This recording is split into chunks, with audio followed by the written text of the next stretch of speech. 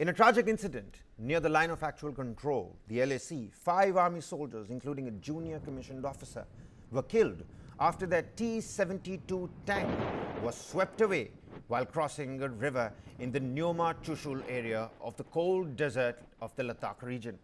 The incident occurred near Mandir Morh, about 148 kilometers from the Leh town, during a routine training exercise of these tanks of crossing the river at around 1 a.m. Now, the tank, with 5 soldiers on board, was attempting to cross a river when it encountered unexpectedly by strong currents, leading to its swift displacement downstream. A rescue operation was immediately launched.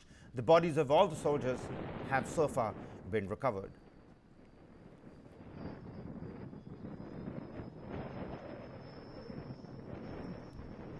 That's the latest that we're picking up at this point in time. A tragic incident near the line of actual control.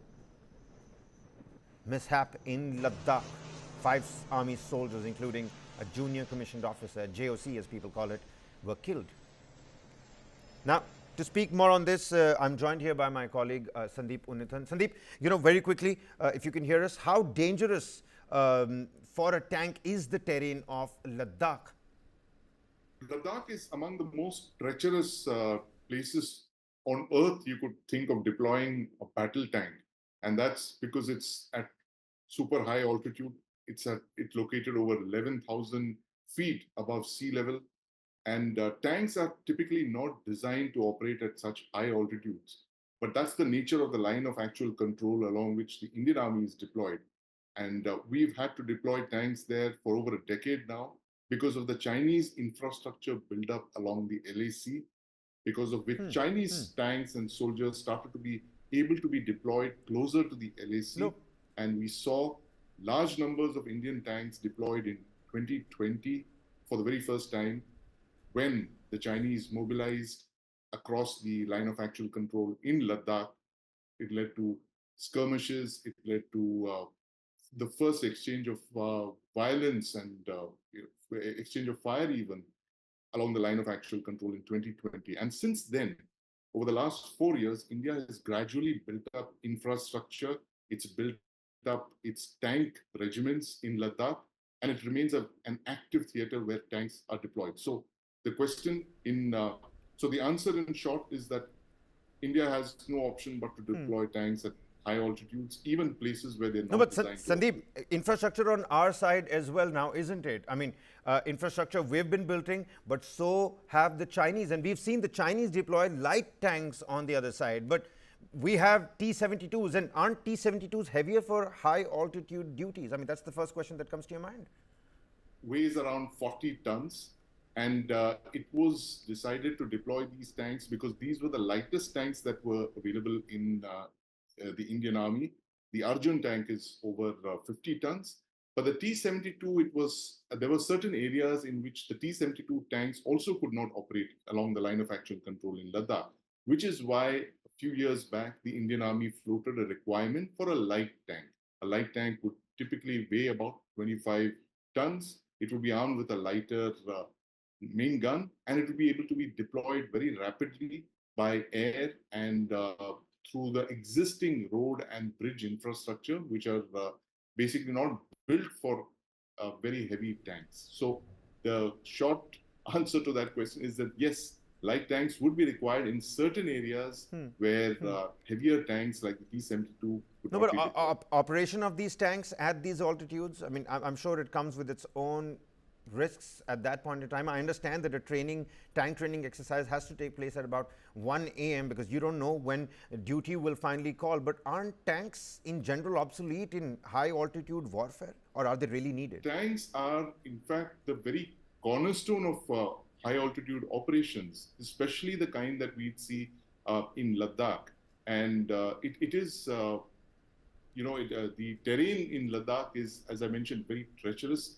You have valleys, you have mountains, but you also have passes and plateaus, open stretches of terrain, which would be conducive for tanks to operate. And now when infantry typically operates on open terrain, especially along the high altitude regions, they need protection. And the best protection that they can get, the close firepower, the close support, the close support that they can get is from a regiment of tanks. And that is the kind of firepower, mobility, and protection that tanks bring for infantry when they're fighting along the line of actual control, especially in Ladakh, where you also have open stretches of terrain in Ladakh, like in Daulat Beg, Oldie, where you have possibility of deploying these tanks with infantry. The Depsang plain is another area. So the Indian Army has absolutely looked at all of these possibilities, and that's the reason that they've deployed tanks in very large numbers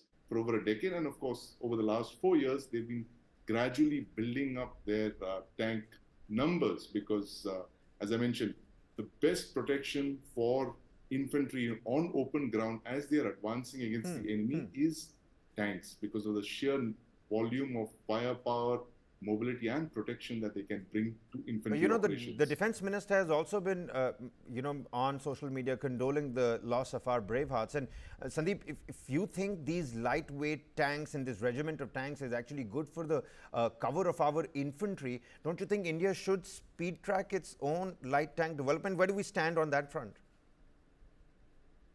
Already has a light tank project called the Zoravar tank, which is being deployed, which is being developed by Larsen and Toubro in collaboration with the DRDO. The earlier project was for importing a certain small number of foreign tanks and then mass producing them in India, but better sense seems to have prevailed since then. And the objective now is to field an indigenous light tank of around 25 tons. Development began a few years ago, and Larsen and Toubro have already produced the first prototype of this tank. It's called the Zoravar light tank. It weighs around 25 tons. It has a 105 main gun, and the first prototype would be delivered to the Indian Army sometime this year. After which, you could possibly see series production of this tank beginning, and you're looking at numbers of something like 300 light tanks that would be deployed in high altitude areas of the line of actual control along Ladakh and in Sikkim.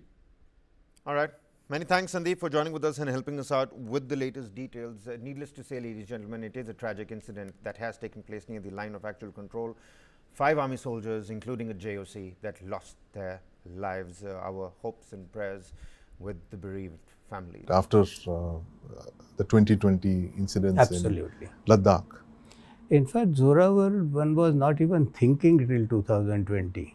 I mean, our army obviously had some early thinking, but we had, since Vajras were taken to high altitude, since we delivered them fast, they went there, and we had first-hand experience of what is high altitude environment and how to deal with it.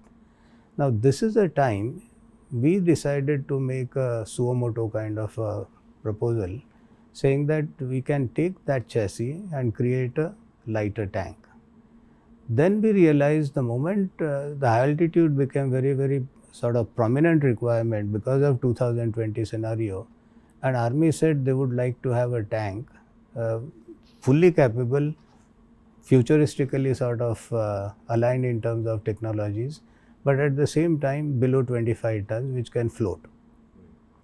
Now, given this combination of requirements, which obviously are publicly available as a part of MOD's release at that point in time, or the Army's release as requirements, we started thinking of creating a completely new hull form and building a tank on it.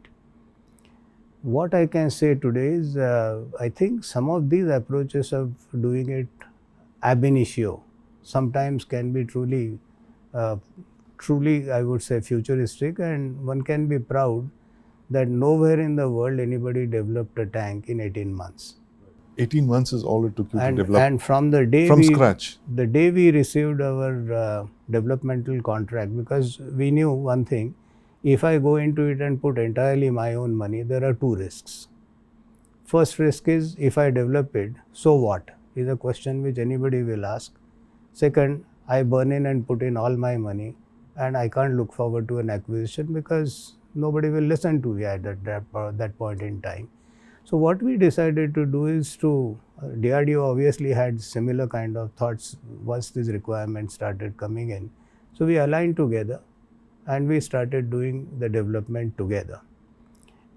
I must tell you, some of these are those knowledge partnerships with a certain level of maturity, which L&T has gained entirely out of that 4 decades of relationship with DRDO. And DRDO has enormous knowledge, I would say, repository in the form of when they developed MBT Arjun. Directly what happens on a tank or a product is one aspect, but the experiences that people gained now started becoming very handy at the time of the development of the light tank. Right. Now that and the agility of what one can do in a private sector came together and we made a tank happen in 18 months.